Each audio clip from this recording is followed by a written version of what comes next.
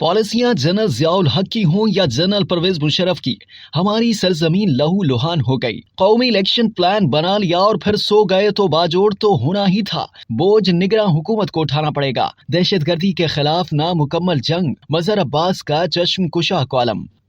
Senior सहाफी मजहर अब्बास अपने column में लिखते हैं कि एक ऐसे वक्त में जब मुल्क में हाई सिक्योरिटी अलर्ट था, बाजोड़ वाक़े ने हमें बहुत कुछ सोचने पर मजबूर कर दिया है। शायद सूरत हाल इससे बहुत ज्यादा संगीन है जितनी कि हम समझ रहे हैं। लगता है दहशतगर्दों के स्लीपर सेल दोबारा मुतहरिक हो गए हैं। आए दिन सिक्योरिटी एहलकारों पर हमले, टारगेट किलिंग और बढ़ती हुई इंतहा पसंदी के असरात से निकलना आज का सबसे बड़ा चैलेंज है। मगर बदकिस्मती से हमारी सिमत दुरुस्त नहीं, क्योंकि इस हवाले से हमारी अशराफिया की सोच का दायरा बहुत महदूद और तंग नजरी का शिकार है।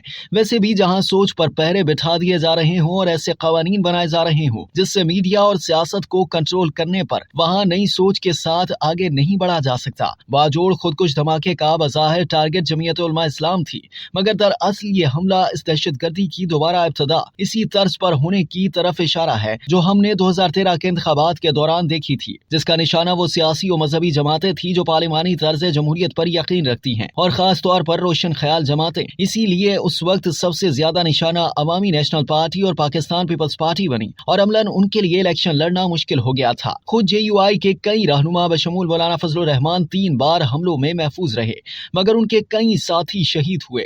दहशतगर्दी की इस ताज़ा लहर का ताल्लुक पाकिस्तान और तालिबान की अफगान हुकूमत के माबैन कशीदा ताल्लुकात से भी हो सकता है, क्योंकि पाकिस्तान में इनके हामी ग्रुप्स की तादाद कम नहीं, मगर अब तक इस वाक़े की जिम्मेदारी इनमें से किसी ने कबूल नहीं की जो आमतौर पर जिम्मेदारी लेते हैं। यह वाक़या हमारे लिए बाइस शर्मिंदगी भी है, क्योंकि ये एक ऐसे वक्त हुआ जब चीन के नायब वज़ीर आज़म पाकिस्तान के दौरे पर थे और दोनों मुल्क CPEC के 10 साल मुकम्मल होने पर मजीद आगे बढ़ने के रास्ते तलाश कर रहे थे। यकीनी तौर पर सिक्योरिटी के हवाले से, खास तौर पर CPEC की वजह से हमें और भी चौकन्ना रहने की जरूरत है। बहुत ताखीर से ही सही, मगर हमारी रियासत ने 2008 में जाकर ये फैसला किया कि अब दहशतगर्दी के खिलाफ भरपूर जंग करनी है, क्योंकि साबिका फाटा, सवात, बलोचिस्तान, यहाँ तक के कराची में भी रियासत की रट खत्म हो रही थी, जिसकी बहुत बड़ी कीमत हमने साबिक वज़ीर आज़म बेनज़ीर भुट्टो की शहादत की सूरत में चुकाई। यही नहीं, एक बार एक और साबिक वज़ीर आज़म शौकत अजीज खुदकुश हमले में बाल बाल बचे। साबिक सदर परवेज मुशर्रफ पर 2 खुदकुश और फजाई हमले हुए। कोर कमांडर कराची पर हमला हुआ। ये गैर मामूली वाकयात थे।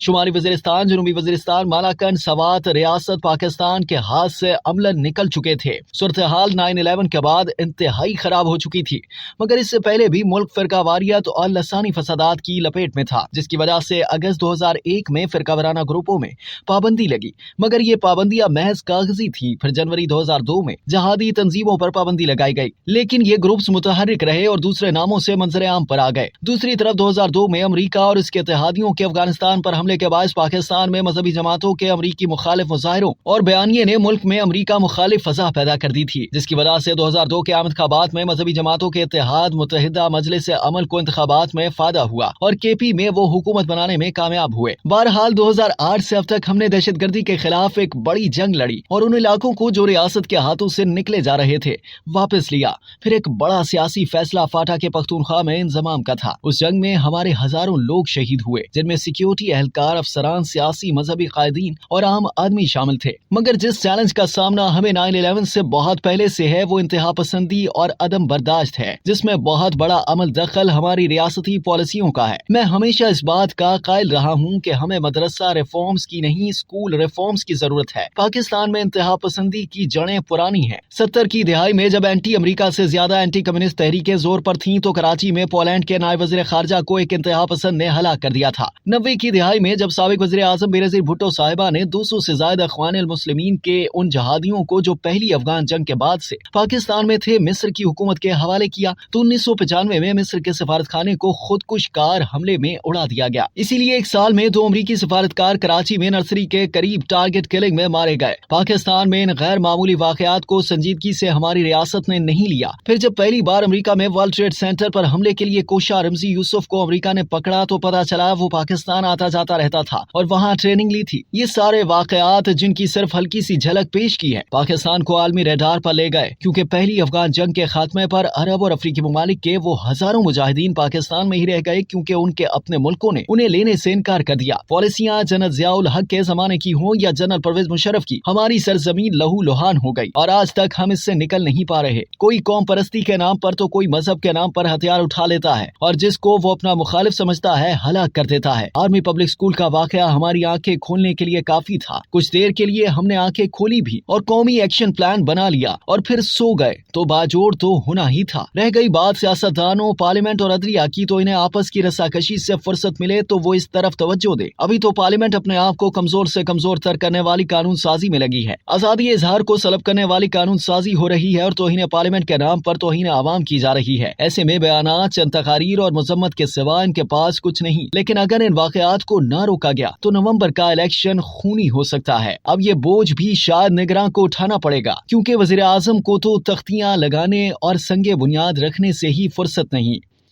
اب تک کے لیے اتنا ہی۔ مزید جاننے کے لیے سبسکرائب کیجیے ڈیلی جنگ یوٹیوب چینل اور لائک کیجیے ڈیلی جنگ فیس بک پیج۔